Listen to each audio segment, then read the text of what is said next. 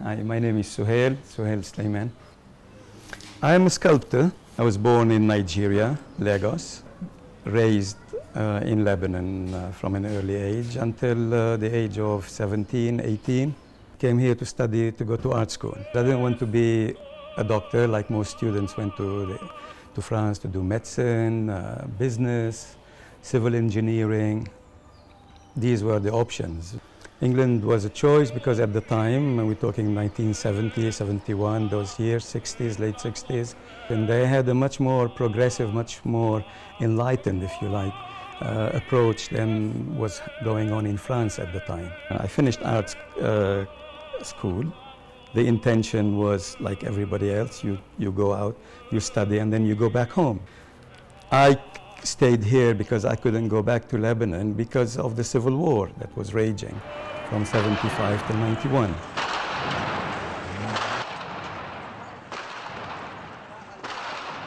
My mother lived throughout the civil war in Lebanon and stayed in the city when all the people of her generation, or if you like from her village, who left Tripoli as a dangerous place for Christians, she stayed put.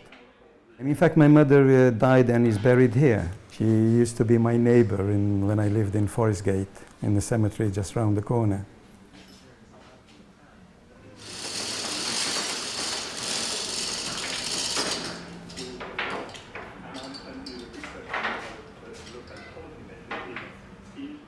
I make sculpture mainly, I exhibit them.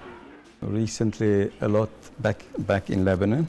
My work always is informed by the social issues, political events, ecological issues. Usually I work in a series of, as opposed to making one sculpture or one or two sculptures. I'm interested in the subject of cluster bombs. When they are launched, they explode, open up, and spread all these small bomblets, if you like, colorful ones usually, because their main purpose is not to kill but to maim. Children find them, they think they are toys, pick them up, and poof.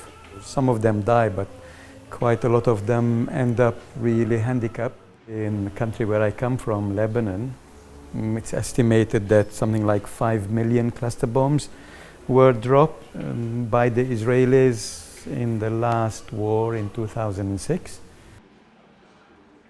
On top of making in my studio, I engage in a lot of what I would call also an involvement in the making of art, that is working with other artists or other performers, organizing events, gatherings. All that is seen as part of my making as an artist.